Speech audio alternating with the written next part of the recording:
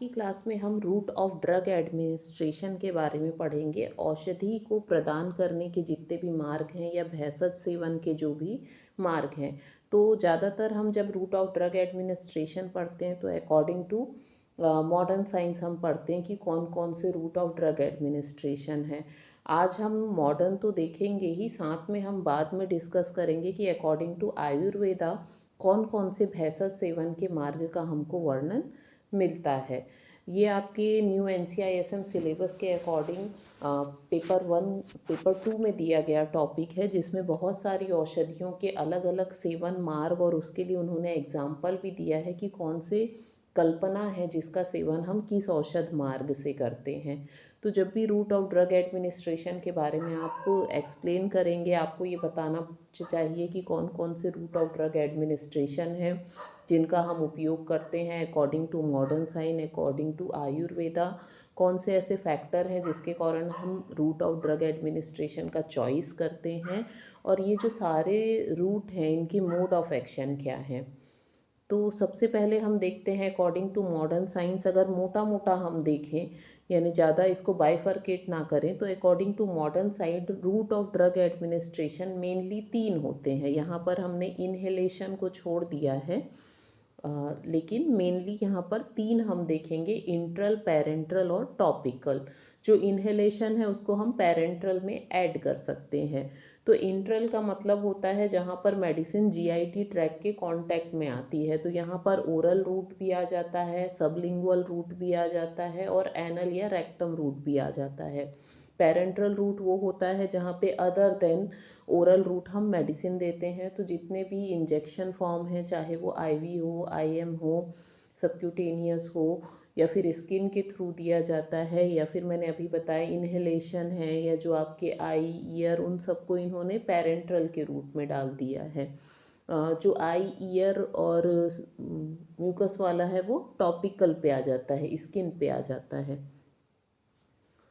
तो अगर इसको और अच्छे से अगर हम देखना चाहें मोटा मोटा इनका मोड ऑफ एक्शन, तो ओरल रूट से जब हम मेडिसिन देते हैं तो ये पोर्टल सर्कुलेशन या लीवर के थ्रू, यानी एब्जॉर्प्शन के बाद ये लीवर में जाता है और यहीं से इसका फर्स्ट पास मेटाबॉलिज्म होता है और ये पूरे शरीर में फैल जाता है। जबकि जो सबलिंगुअल होता है उसका उसी एरिया में रैपिड एब्जॉर्प्शन हो जाता है, उसको फर्स्ट पास मेटाबॉलिज्म की ज़रूरत नहीं होती है, वहीं से वो एब्जॉर्ब होकर अपना काम चालू कर देता है। जबकि रेक्टल एरिया जो होता है, जहाँ पर वेन या वेसल्स का जाल रहता है या वहाँ पर ज़्यादा मात्रा में पाए जाते हैं, वहाँ पर एब्जॉर्प्शन का लेवल जो होता है वो बहुत ज़्यादा होता है और यहाँ पर 50% फर्स्ट पास मेटाबॉलिज्म आसानी से हो जाता है। इनको डाइजेस्टिव रूट की ज़रूरत नहीं पड़ती है। इसके अलावा पैरेंट्रल रूट जो होता है ये सबसे फास्ट और सबसे क्विक टारगेट एरिया तक पहुंचाता है, जिसके अंतर्गत इंट्रावीनस, इंट्रामस्कुलर आते हैं। मेनली इंट्रावीनस जो होता है ये सबसे फास्ट सर्कुलेशन में हेल्प करता है। बाकी जो है इंट्रामस्कुलर, सबक्यूटेनियस, ये थोड़े उसकी अपेक्षा धीरे कार्य करते हैं। इसके अलावा अगर टॉपिकल की बात की जाए तो जितने भी टॉपिकल डोजेस फॉर्म होते हैं या जो भी टॉपिकल रूट से दिए जाते हैं वो मैक्सिमम लोकल इफ़ेक्ट करते हैं। जैसे अगर आप आई पे देंगे तो आई पे इफ़ेक्ट दिखेगा, ईयर पे तो ईयर पे, स्किन पे तो उस पर्टिकुलर एरिया पे आपको दिखेगा। तो टॉपिकल जो रूट होता है ये कॉमनली लोकल इफ़ेक्ट देता है। इसके अलावा पैरेंट्रल में ही कहीं ना कहीं हम इंक्लूड कर देते हैं इनहेलेशन को। तो इनहेलेशन के थ्रू आप देखेंगे कि जो हमारी धूमपान कल्पना होती है या जितने भी स्प्रे होते हैं या इनहेलेशन होते हैं या इन्हेलर होते हैं, उनके थ्रू मेडिसिन ली जाती है। तो ये भी कहीं ना कहीं सिस्टमेटिक इफ़ेक्ट नहीं देते हैं। अगर आपको लोकल इफ़ेक्ट चाहिए तो ये काम करते हैं, लेकिन इनहेलेशन के थ्रू भी जो सर्कुलेशन होता है मेडिसिन का या टारगेट एरिया में पहुंचना है वो रैपिड होता है कंपेरेटिवली टू ओरल। तो इस तरह से नेज़ल के लिए जैसे हम नस्य को कहते हैं कि नस्य ही सिर, नासा ही सिरसो द्वारम, कि अगर हमको सर में मेडिसिन पहुंचानी है तो हम नस्य का उपयोग करते हैं। मॉडर्न साइंस में आप इंट्राथीकल जो मेडिसिन दी जाती हैं वो CSF पे डायरेक्ट काम करती हैं। तो इस तरह से ये एक मॉडर्न साइंस के पॉइंट ऑफ व्यू से है कि मेडिसिन लेने के बाद कौन से सर्कुलेशन के थ्रू कौन सा काम करती है। आयुर्वेद की अगर हम बात करें तो आयुर्वेदा में दोष के अधिष्ठान के अनुसार, ड्रग के एक्शन के अकॉर्डिंग हम अलग अलग रूट का या चैनल का सिलेक्शन करते हैं कि वो जो पर्टिकुलर रोग है वो कौन सी जगह पर स्थित है और हमारी जो मेडिसिन है वो कहाँ पर जा कर के एक्शन करेगी या किस रूट से जा कर के एक्शन करेगी, उसके अकॉर्डिंग हम रूट ऑफ ड्रग एडमिनिस्ट्रेशन का चयन करते हैं। अगर हम देखें तो आयुर्वेद में हमको स्रोतस का वर्णन मिलता है कि मनुष्य का शरीर स्रोतस से बना हुआ रहता है, तो अंतःस्रोतस होते हैं और बहिस्रोतस होते हैं। तो जो हमारे शरीर के 9 द्वार होते हैं उन्हीं को हम 9 बहिस्रोतस कहते हैं और इन्हीं 9 मार्गों के द्वारा हम औषध का किसी न किसी तरह से प्रयोग कराते हैं। तो ये जो बहिर्मार्ग है वो है मुख, नासा, नेत्र, कर्ण, गुद, मूत्र मार्ग, योनि मार्ग और त्वचा। तो ये जो 8 आप लोगों को दिख रहे हैं, इसके अलावा अगर मेल की बात की जाए तो इसमें योनि मार्ग के स्थान पे वहाँ पर मेढ्र का आपको वर्णन मिलेगा। तो इस तरह से इन मार्गों के द्वारा हम औषध का क्या कराते हैं, सेवन कराते हैं। इसमें सिरो मार्ग को छोड़ दिया है। इसके बाद हम देखेंगे कि कौन कौन से फैक्टर हैं जो choice of route of drug selection को हमारे अफेक्ट करते हैं कि किन पॉइंट के कारण हम किसी भी मेडिसिन को किस रूट से देना है उसका सिलेक्शन करते हैं। तो सबसे पहला पॉइंट है physical and chemical property of the drug. आपकी जो मेडिसिन है वो किस फॉर्म में है। फिजिकल अगर मैं बोलूँ तो वो लिक्विड फॉर्म में है, सॉलिड फॉर्म में है या गैसियस फॉर्म में है। गैसियस फॉर्म में होगी तो आप उसको इन्हेलेशन के थ्रू दोगे। सॉलिड और लिक्विड को हम ओरल रूट से भी दे सकते हैं, लेकिन अगर वो ऑयल के फॉर्म में है तो ज़्यादातर हम उसको स्किन टॉपिकल रूट से देते हैं। वैसे ही केमिकल, केमिकल मतलब आपका जो ड्रग है उसका केमिकल कंपोजिशन क्या है, कहीं वो फैट सॉल्यूबल तो नहीं है, कहीं वो वाटर सॉल्यूबल तो नहीं है, कहीं वो सबलिंगुअल में ही तो एब्जॉर्ब नहीं हो जाती, कहीं वो स्टमक में जा कर के नष्ट तो नहीं हो जाती। तो इस तरह से कुछ पॉइंट है, जैसे कुछ केमिकल कंपोजिशन कुछ मेडिसिन के स्टमक में नष्ट हो जाते हैं, तो ऐसी मेडिसिन को हम ओरल रूट से ना दे करके दूसरे रूट से देने की कोशिश करेंगे। तो इस तरह से जो पहला पॉइंट है कि जो रूट ऑफ सिलेक्शन है वो फिजिकल और केमिकल प्रॉपर्टी पे डिपेंड करता है कि हमारी जो ड्रग है वो दिखने में या उसका स्ट्रक्चर कैसा है और उसमें जो मेडिसिन डली है उनका कंपोजिशन कैसा है। दूसरा जो पॉइंट है वो है साइट ऑफ डिज़ायर एक्शन। आप जिस पर्पज़ से मेडिसिन का उपयोग कर रहे हैं, आपको जो इफेक्ट चाहिए उसके अकॉर्डिंग हम रूट ऑफ ड्रग को सेलेक्ट करते हैं। जैसे अगर आपकी मेडिसिन को स्किन के किसी पर्टिकुलर पार्ट पे काम करना है तो आप ओरल ना दे करके उस पर्टिकुलर टॉपिकल एरिया में देंगे। अगर एनल रूट पे मेडिसिन का काम है तो आप एनल रूट से मेडिसिन देंगे। अगर आपके सिरो प्रदेश में काम है या फिर कंठ प्रदेश में काम है तो आप मुख कल्पना को प्रेफर करेंगे। अगर नासा में काम है तो नस्य में, कर्ण में है तो इस तरह से जिस एरिया में आपको पर्टिकुलर एक्शन चाहिए उस एरिया के nearest route of drug administration को आप चयन करेंगे ताकि आपकी मेडिसिन जल्दी टारगेट एरिया में पहुंचे और अपना काम करें। सेकेंड है rate and extent of absorption from different route. आप आगे देखेंगे कि जितने भी अलग अलग रूट होते हैं, या पहले ही हमने देखा कि रेक्टल रूट से अगर हम देखें तो एब्जॉर्प्शन होता है ओरल रूट की अपेक्षा, कहीं कहीं वहाँ पर वेन्स और ज़्यादा होने के कारण थोड़ा जल्दी होता है। तो इसके अलावा स्किन का एब्जॉर्प्शन है या नोज़ से अगर हम मेडिसिन दे रहे हैं नासा मार्ग से तो उसका एब्जॉर्प्शन है। तो कोई भी मेडिसिन जो होती है वो कितने जल्दी और कितने कौन से रूट से जल्दी एब्जॉर्ब हो रही है उसके अकॉर्डिंग भी हम रूट का सिलेक्शन करते हैं। जैसे कुछ मेडिसिन जो होती हैं वो सबलिंगुअली यानी मुंह में रखने के बाद ही एब्जॉर्ब हो जाती है और अपना कार्य करती है। लादी वटी है, लवंग आदि वटी है, इनका हमको सिर्फ कंठ पे इफेक्ट चाहिए तो हम इसको मुख पर ही लेते हैं।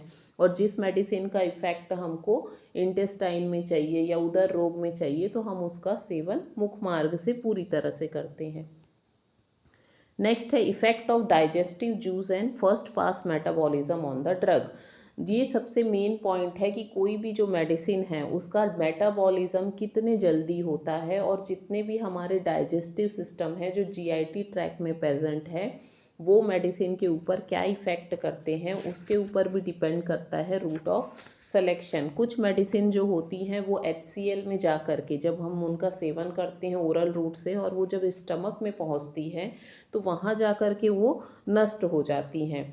तो उन मेडिसिन के लिए हम दूसरा रूट ऑफ सिलेक्शन करते हैं, जैसे उनको हम एनल रूट से या नोज़ल से या फिर उसको हम पैरेंट्रल रूट से देने की कोशिश करते हैं। और कुछ जो मेडिसिन होता है जिनका हमको तुरंत इफ़ेक्ट चाहिए होता है, उनके ओरल रूट से लेने में ज़्यादा समय लगता है, तो हम वहाँ पर दूसरे रूट का सिलेक्शन करते हैं। Next, rapidity with which the response is desire. अगर कोई पेशेंट इमरजेंसी की कंडीशन में आपके पास आ रहा है या अनकॉन्शियस है, वहाँ पर आपको पेशेंट को अगर मेडिसिन देनी है जहाँ आपको तुरंत इफ़ेक्ट चाहिए, तो उस कंडीशन में हम पैरेंट्रल रूट को देते हैं। आप देखेंगे सीधा पेशेंट को IV लगा दिया जाता है। इस समय में ओरल रूट से अगर आप मेडिसिन देने की कोशिश करेंगे तो वो मेडिसिन को रिस्पॉन्स नहीं कर पाएगा या उसके रिस्पॉन्स को आने में समय लगेगा। इसीलिए जल्दी इफ़ेक्ट लाने के लिए हम उन रूट का यूज़ करते हैं जिनका इफ़ेक्ट या जिनसे एब्जॉर्प्शन जल्दी होता है। जैसे आयुर्वेद में अगर हम बोलें तो नासा मार्ग के द्वारा अगर हम धमापन या प्रधमन जो नस से बताया गया है उसका उपयोग जब करते हैं, जहाँ चूर्ण का उपयोग करते हैं, तो अत्यायिक स्थिति में हम मार्ग का चयन दूसरा करते हैं। दूसरा है accuracy of the doses required. जितनी मात्रा में हमको औषध की आवश्यकता है या हमारी जो डोज है, जैसे अगर डोज जो है वो 3 से 4 ग्राम है, आप ओरल रूट से ले सकते हैं, लेकिन अगर वही मात्रा 15 से 20 ml किसी घृत की देनी है और उसका एक्शन जो है GIT ट्रैक्ट पे है तो हम एनल रूट को प्रिफ़र करते हैं। अगर और ज़्यादा पूरे स्किन पे है तो अभ्यंग के साइड जाते हैं। तो इसके अनुसार अगर औषधि की मात्रा कम है तो हम नासा, नेत्र, कर्ण इनसे दे सकते हैं, लेकिन इन्हीं औषधियों की मात्रा अगर हमको ज़्यादा मात्रा में लेनी है तब हम दूसरे रूट का चयन करते हैं। तीसरा लास्ट जो हमने पहले भी देखा, कंडीशन ऑफ पेशेंट, जो कि रैपिडिटी वाला पॉइंट था कि पेशेंट अगर कॉन्शियस है तो आप ओरल रूट से दे सकते हैं, लेकिन पेशेंट अनकॉन्शियस है या इमरजेंसी कंडीशन में है तो आपको दूसरा रूट सेलेक्ट करना पड़ेगा। अब देखते हैं कि जो अलग अलग हमारे रूट बताए गए हैं उसमें क्या क्या काम हो सकता है या उनके क्या क्या एडवांटेज हैं या क्या क्या डिसएडवांटेज हैं। तो सबसे पहले आता है हमारा ओरल रूट, जो सबसे ज़्यादा यूज़ किया जाता है, सबसे अधिक मात्रा में जितनी भी कल्पना है उसको हम ओरल रूट से देखते हैं। तो सबसे पहले हम देखते हैं इनके एडवांटेज और डिसएडवांटेज। तो ओरल रूट जो होता है ये सबसे सेफेस्ट रूट है। नॉर्मली जो चीज़ें प्राकृतिक होती हैं, नॉर्मली हम भोजन का जो सेवन होता है मुख मार्ग से करते हैं, ऐसी कोई भी चीज़ नहीं है जिसका सेवन हम नासा, नेत्र या कर्ण से करते हैं, तो वो हमारे लिए अनकॉमन बात है। और मुंह से किसी भी चीज़ का सेवन करना एक कॉमन है, तो ये हमारे लिए कॉमनेस्ट है। ओरल रूट से मेडिसिन लेना सेफेस्ट है, कन्वीनियंट है, आसानी से हम ले सकते हैं। इसके लिए आपको कोई भी ट्रेनिंग या उसकी ज़रूरत नहीं। जैसे अगर आप किसी इंजेक्शन लगवाना है तो आप किसी ट्रेनी से ही लगवा सकते हैं, आप खुद नहीं लगा सकते। लेकिन ओरल मेडिसिन आपके लिए कोई स्किल की रिक्वायरमेंट नहीं है, आप खुद मेडिकेशन कर सकते हैं। ये जो होता है पेनलेस होता है, इसको आसानी से कोई भी पेशेंट लेने के लिए एक्सेप्ट कर लेता है। इसके अलावा ये कॉस्ट इफ़ेक्टिव है, इसको लेने के लिए आपको किसी भी सीरेंज की या किसी और चीज़ों की ज़रूरत नहीं है। और इसमें स्टरलाइजेशन की ज़्यादा या कोई ज़रूरत नहीं होती है। जैसे कि आप इंजेक्शन लगा रहे हैं तो आपको स्टरलाइजेशन का बहुत ध्यान रखना है कि हर बार नया सीरिंज यूज़ करना है, वो साफ़ होना चाहिए, नया होना चाहिए। लेकिन ओरल रूट से मेडिकेशन के समय ऐसी कोई भी सावधानी नहीं है। तो ओरल रूट जो होता है सबसे सेफ़ और कन्वीनियंट रूट माना जाता है, लेकिन इसके भी कुछ डिसएडवांटेज हैं। तो अगर ओरल रूट के डिसएडवांटेज देखें तो यहाँ पर जो एब्जॉर्प्शन रेट होता है वो स्लो होता है। इमरजेंसी की कंडीशन में हम ओरल रूट का चयन नहीं कर सकते हैं। इसके अलावा कुछ जो मेडिसिन होती हैं जो इरिटेबल होती हैं या जिनका स्वाद अच्छा नहीं होता है, जिनको सेवन करने से हमको नौजिया या वोमिटिंग की फीलिंग आती है, उनको हम ओरल रूट से नहीं ले सकते हैं। इसके अलावा अनकॉन्शियस जो पेशेंट है या इमरजेंसी कंडीशन में हम इसका यूज़ नहीं कर सकते हैं।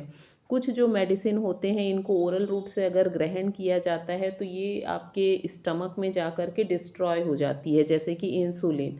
इसके अलावा कुछ जो मेडिसिन होते हैं उनका प्रॉपर एब्जॉर्प्शन नहीं होता है, जैसे स्ट्रेप्टोमाइसिन बोल सकते हैं। इनकी जो बायोअवेलेबिलिटी होती है कई मेडिसिन के लिए कम होती है, जिनका एब्जॉर्प्शन जीआईटी ट्रैक्ट से कम होता है, उनकी बायोअवेलेबिलिटी जो होती है ओरल रूट से कम होती है कंपेयर टू अदर रूट।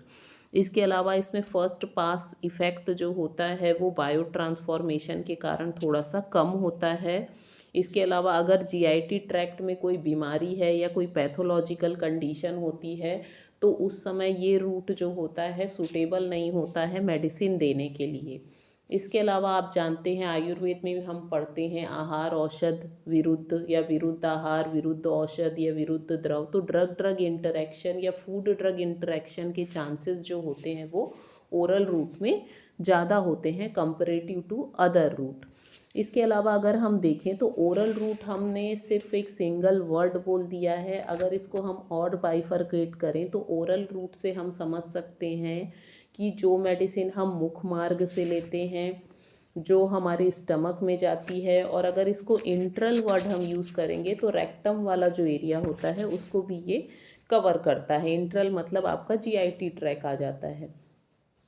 तो ओरल रूट से कुछ जो मेडिसिन होती हैं ये लोकल इफ़ेक्ट दिखाती हैं, जैसे कि आप लोग इलादी वटी है, लवंग आदि वटी है। इसके अलावा जो मेडिसिन हम चूज़ करके ग्रहण करते हैं, लहसुन आदि वटी हैं, इनको डाइजेस्टिव सिस्टम में जाने की ज़रूरत नहीं होती है। इनका जो एब्जॉर्प्शन होता है वो सबलिंगुअल होता है, इनको फर्स्ट पास मेटाबॉलिज्म की ज़रूरत नहीं, ये तुरंत एब्जॉर्ब होती हैं और अपना इफ़ेक्ट दिखाती हैं। जैसे आयुर्वेद में आप देखेंगे गंडूश कवल प्रतिसारण का वर्णन हमको मिलता है। इसके बाद जो मेडिसिन आप ओरल रूट से लेते हैं वो जा कर के इंटेस्टाइन या आंत में अपना काम करती हैं।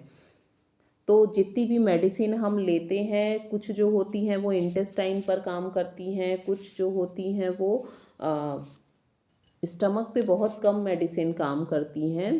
सिर्फ जो क्षोभक मेडिसिन होती हैं या जब अम्ल पित्त की कंडीशन होती है तभी हम जो मेडिसिन है वो आमाशय पर या स्टमक पे काम करती है। बाकी जो मैक्सिमम मेडिसिन है उनका एब्जॉर्प्शन इंटेस्टाइन के थ्रू होता है।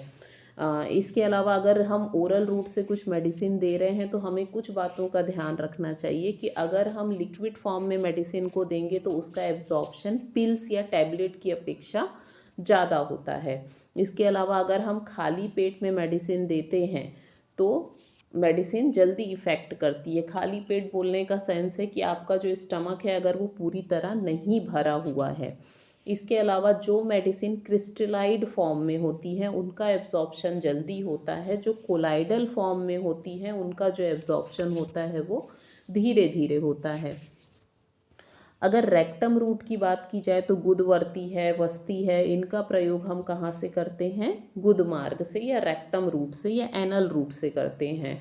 वो जो रूट होता है वहाँ पर रक्तवाहिनी या वीनस प्लेक्सिस जो होता है वो ज़्यादा मात्रा में पाया जाता है, इसीलिए वहाँ से जो मेडिसिन का एब्जॉर्प्शन होता है वो जल्दी होता है। और यहाँ पर एक प्लस पॉइंट रहता है रेक्टम रूट से कि मेडिसिन को आमाशय या आंत से नहीं गुजरना पड़ता, इसीलिए उसका जो एब्जॉर्प्शन का प्रोसेस है वो कंपैरेटिवली जल्दी होता है। नेक्स्ट है पेरेंट्रल रूट। पेरेंट्रल रूट बोलने से मतलब वो रूट जहाँ पर हम ओरल के अलावा कोई और रूट से मेडिसिन दे रहे हैं जो बॉडी के अंदर एंटर कर रही है। ठीक, तो इसके अंदर इंट्रावीनस, इंट्रामस्कुलर, सबक्यूटेनियस, इंट्रासेरिब्रल ऐसे बहुत सारे रूट आते हैं और कहीं कहीं आचार्यों ने इनहेलेशन को भी पेरेंट्रल के ही अंतर्गत ऐड कर दिया है।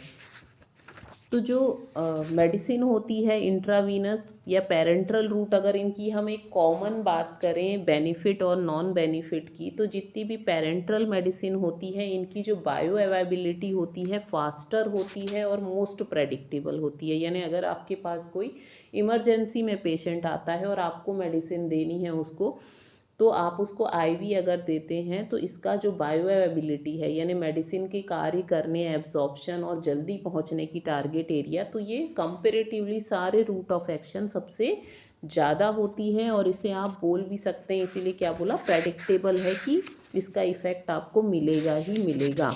इसके बाद gastric irritation and vomiting are provoked, वो मेडिसिन जिनको लेने से हमको इरिटेशन होता है, नौजिया या वोमिटिंग की सेंसेशन होती है, उनको हम पैरेंट्रल रूट से दे सकते हैं।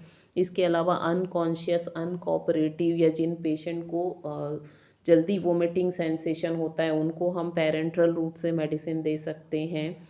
There are no chance of the interference by food और डाइजेस्टिव एंजाइम, जो हमने देखा कि ड्रग एंड ड्रग इंटरेक्शन या फूड एंड ड्रग इंटरेक्शन के चांस यहाँ पर कम हो जाते हैं। इसके अलावा यहाँ पर लीवर एंजाइम की भी ज़रूरत नहीं है आपको, बाईपास माने फर्स्ट पास मेटाबॉलिज्म की आवश्यकता नहीं, डायरेक्ट मेडिसिन आपकी टारगेट एरिया पे पहुँचती है। इसके अलावा कुछ जो मेडिसिन होते हैं उनके एक्टिव प्रिंसिपल जीआईटी ट्रैक्ट से एब्जॉर्ब नहीं होते हैं, उनका जो एब्जॉर्प्शन होता है वो नहीं हो पाता है, इसीलिए ऐसी मेडिसिन के एक्टिव प्रिंसिपल को डायरेक्ट पैरेंट्रल रूट से हम दे सकते हैं। तो ये हो गए एडवांटेज पैरेंट्रल रूट के। अगर हम इसके डिसएडवांटेज देखें तो जितने भी पैरेंट्रल रूट की मेडिसिन है मैक्सिमम जो है वो इंजेक्शन के थ्रू दी जाती है, तो पेन ऑन इंजेक्शन, इंजेक्शन से पेन की प्रॉब्लम होती है। इसके अलावा अगर मेडिसिन ज़्यादा मात्रा में चली गई, कम मात्रा में चली गई या उसको आपको बाहर करना है, तो ऐसा कोई भी ऑप्शन नहीं है कि आप इस एडमिनिस्ट्रेड मेडिसिन को बाहर निकाल सकें या रिवर्स एक्शन कर सकें। इसके अलावा जो इंजेक्शन साइट होता है वहाँ पर बार बार एलर्जी या सेंसिटिविटी की प्रॉब्लम होती है। यहाँ पर आपकी स्टरलाइजेशन के लिए स्ट्रिक्ट नियम है कि जब भी आप किसी को इंजेक्शन दे रहे हैं तो इंजेक्शन साफ़ होना चाहिए, नीडल साफ़ होना चाहिए, सब नया होना चाहिए। इसके अलावा ट्रेनी पर्सन की ज़रूरत पड़ती है हमको पैरेंट्रल रूट में मेडिसिन देने के लिए, स्पेशल इक्विपमेंट डिवाइसेस की ज़रूरत पड़ती है, और ये अदर रूट की अपेक्षा एक तरह से एक्सपेंसिव या कॉस्टली प्रोसीजर होता है। लेकिन यहाँ से जो मेडिसिन का एब्जॉर्प्शन होता है वो जल्दी होता है, आसानी से और जल्दी होता है। तो जो आईवी होता है, इंट्रावीनस होता है, उससे मेडिसिन का जो एब्जॉर्प्शन होता है, जब हमको शरीर में एकदम शीघ्र इफ़ेक्ट चाहिए होता है तो हम पैरेंट्रल रूट चुनते हैं, और पैरेंट्रल रूट में भी हम आईवी को चुनते हैं। इसके अलावा बाकी जो है जैसे सबक्यूटेनियस है या इंट्रामस्कुलर होते हैं, इसमें औषधि का अवशोषण जो होता है वो धीरे धीरे होता है। जो इंट्राथीकल होते हैं या डीप टिश्यू के थ्रू जो दिए जाते हैं, इनमें भी मेडिसिन जो होती है वो धीरे धीरे एब्जॉर्ब होती है। सिर्फ आईवी जो होता है इसमें 100% एब्जॉर्प्शन भी हो करके जल्दी से बाईपास मेटाबॉलिज्म होता है तुरंत, क्योंकि इसको हम डायरेक्ट ब्लड सर्कुलेशन में इंजेक्ट करते हैं। नेक्स्ट है topical doses form. Topical doses form मतलब जिसको हम डायरेक्ट स्किन पे जो त्वचा के थ्रू दिया जाता है वो सारे ही किस पे आ जाते हैं, टॉपिकल डोजेस फॉर्म में। आई, ईयर और नोज़ पे जो मेडिसिन दी जाती है उसको भी हम इसी पे ऐड कर लेते हैं। तो स्किन में जैसे क्रीम है, ऑइंटमेंट है, lotion, gel, trans patches, disc, ये सारे स्किन के थ्रू देते हैं। आई और ईयर में solution, suspension, ointment, drops, nose में स्प्रे।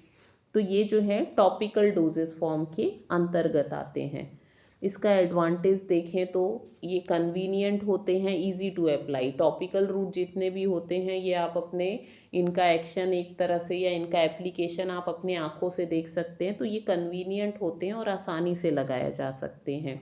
और ability to easily terminate the medication when needed, अगर आपको मेडिकेशन ज़्यादा मात्रा में हो गया है या फिर इरिटेट कर रहा है तो आप तुरंत उसको वहाँ से हटा भी सकते हैं। यहाँ पर फर्स्ट पास मेटाबॉलिज्म का कोई रोल नहीं होता, क्योंकि मेडिसिन को हम उसी पर्टिकुलर एरिया में लगा रहे हैं, इसका जीआईटी से कोई भी कनेक्शन नहीं होता है, इसीलिए यहाँ फर्स्ट पास मेटाबॉलिज्म के चांसेस नहीं हैं। इसके अलावा ये भी सेल्फ मेडिकेशन आप कर सकते हैं। अब इसका डिसएडवांटेज तो सबसे बड़ा यही है कि जितनी भी टॉपिकल मेडिसिन होते हैं इनका मैक्सिममली लोकल इफ़ेक्ट होता है। ठीक, इसके अलावा अगर आपके जो पार्टिकल साइज़ हैं यानी जो स्किन का एब्जॉर्प्शन होता है वो बाकी की अपेक्षा पुअर होता है, लेकिन अगर पार्टिकल साइज़ स्मॉल हैं तो एब्जॉर्प्शन जल्दी होगा। जिनके पार्टिकल साइज़ ज़्यादा हैं, लार्जर हैं, उनका एब्जॉर्प्शन नहीं होता है। इसमें एलर्जिक रिएक्शन के चांसेस जो होते हैं वो ज़्यादा होते हैं, या फिर पॉसिबल है कि यह टॉपिकल एप्लीकेशन में एलर्जी मिले। इसके अलावा स्किन की जो हमने बात की परमेबिलिटी है, जो उनका ट्रांसपेरेंसी है, वो अपेक्षाकृत कम होता है बाकी की अपेक्षा, इसीलिए इसका जो उपयोग होता है वो कम किया जाता है। लास्ट जो हमारा रूट है वो है रेस्पिरेटरी ट्रैक्ट। इसको कई लोग पैरेंट्रल के अंदर लेते हैं, कुछ इसे टॉपिकल के अंदर ले लेते हैं। तो इन्हेलेशन के थ्रू हम जो मेडिसिन लेते हैं उसका अगर हम प्लस पॉइंट बोलें, इस रूट से हम मेडिसिन क्यों देते हैं, तो इस रूट से हम मेडिसिन देते हैं जब हमको एक्शन चाहिए होता है नोज़ में या लंग्स में, या फिर हमको हार्ट रेट या रेस्पिरेटरी रेट को उत्तेजित एक्साइटेड या बढ़ाना हो उस कंडीशन में, या फिर लोकल इफ़ेक्ट के लिए हम इन्हेलेशन देते हैं। तो इसका एडवांटेज ये होता है कि इसमें ये रैपिड ऑनसेट एक्शन, इसको देने के बाद ये तुरंत ही सर्कुलेशन में चला जाता है, क्योंकि श्वसन और हार्ट जुड़े हुए हैं तो तुरंत ही ये सर्कुलेशन में चला जाता है, तो इससे एक्शन जो होता है वो तुरंत देखने के लिए मिलता है। इसका डिसएडवांटेज होता है कि स्लोअर रूट ऑफ एक्शन, यानी ऊपर उन्होंने उसको रैपिड ऑनसेट ऑफ एक्शन, यानी एक्शन तो है वो जल्दी चालू हो जाता है, लेकिन बाद में धीरे से ये जो होता है सिस्टमेटिक सर्कुलेशन से अगर हम बात करें तो ये थोड़ा सा स्लो हो जाता है। एक्शन चालू जल्दी होता है लेकिन जो एक्शन होता है वो स्लो होता है। मेनली जो इन्हेलर होते हैं वो इन्हेलेशन के अंतर्गत आते हैं। इसके अलावा अगर हम बात करें कि पुराने समय में जो एनेस्थीसिया देने का तरीका होता था वो भी इन्हेलेशन के थ्रू दिया जाता था, कि इससे मेडिसिन पूरे शरीर में फैल करके एनेस्थीसिया उत्पन्न कर देती थी। अभी के समय में इस रूट का उपयोग कम किया जाता है। आयुर्वेद में जो धूम नस्य होते हैं या जो धूमपान वाला कल्पना का टॉपिक है, जहाँ हम मेडिसिन के धूम का उपयोग करते हैं, तो वहाँ पर इन्हेलेशन का उपयोग किया जाता है। अगर आयुर्वेद पॉइंट ऑफ व्यू से देखें तो आयुर्वेद पॉइंट ऑफ व्यू से आपको ये औषध मार्ग दिख रहे होंगे: त्वक, मुख, अक्षी, शीर्ष, नासा, कर्ण, गुद, मेड्र, योनि और गर्भाशय। और साथ में कल्पना दी गई है कि कौन कौन सी कल्पना किस किस रूट से दी जाती है। तो त्वक से हम लेप, प्रलेप, आलेप, और साथ में आप यहाँ अभ्यंग या चूर्ण भी ऐड कर सकते हैं। इसके अलावा मुख से तो सारी कल्पनाओं का सेवन हम मुख से करते हैं। अक्षी के लिए अगर आप पढ़ेंगे तो स्पेशली तर्पण, आश्चोतन, सेक, पिंडी, अंजन का उपयोग किया जाता है। शीर्ष से हम सेक, पिचू, वस्ती, अभ्यंग, सिरोवस्ती का उपयोग करते हैं। नासा मार्ग से हम नस्य कर्म करते हैं। कर्ण से कर्ण पूरण, गुद मार्ग से अनुवासन, आस्थापन, वस्ती या गुदवर्ती का प्रयोग करते हैं। मेढ्र या योनि से उत्तरवस्ती का प्रयोग करते हैं।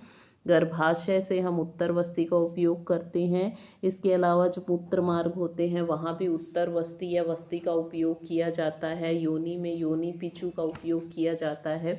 तो इस तरह से आयुर्वेद में जो भेषज मार्ग बताए गए हैं, ये जो होते हैं इनका एक्सप्लेनेशन थोड़ा सा आपको ब्रॉड मिलेगा अकॉर्डिंग टू आयुर्वेदा एलोपैथी के कंपैरिजन में। तो आपको ये जो सारे रूट हैं इनसे हम कौन कौन सी कल्पना दे सकते हैं ये बताना है, और उन कल्पनाओं का प्रोबेबल मोड ऑफ एक्शन क्या हो सकता है। जैसे त्वक है, त्वक का हमने देखा यहाँ पर एब्जॉर्प्शन जो होता है कंपेरेटिवली स्लो होता है।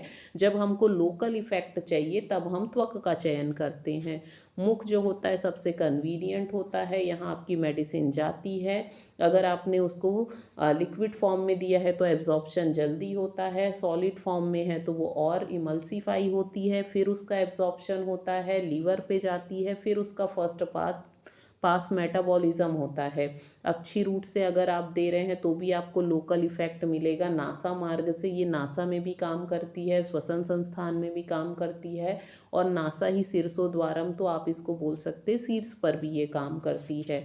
रेक्टल रूट में आपका ब्लड सर्कुलेशन ज़्यादा होने के कारण वहाँ एब्जॉर्प्शन ज़्यादा होता है, इसीलिए हम मेडिसिन को रेक्टल रूट से देते हैं जिनको फर्स्ट पास मेटाबॉलिज्म हमको नहीं देना है। इसके अलावा योनि, गर्भाशय, अगर फीमेल्स की प्रॉब्लम है, रिप्रोडक्टिव सिस्टम की प्रॉब्लम है, तो उस कंडीशन में हम ओरल रूट से मेडिसिन ना दे करके स्थानिक चिकित्सा करते हैं। तो आपको ये सब एक्सप्लेन करना है कि ये जो ड्रग हैं हम कौन कौन सी कल्पना देते हैं, इनका मोड ऑफ एक्शन क्या है, तो इस तरह से आपको अपना आंसर प्रिपेयर करना है। Thank you.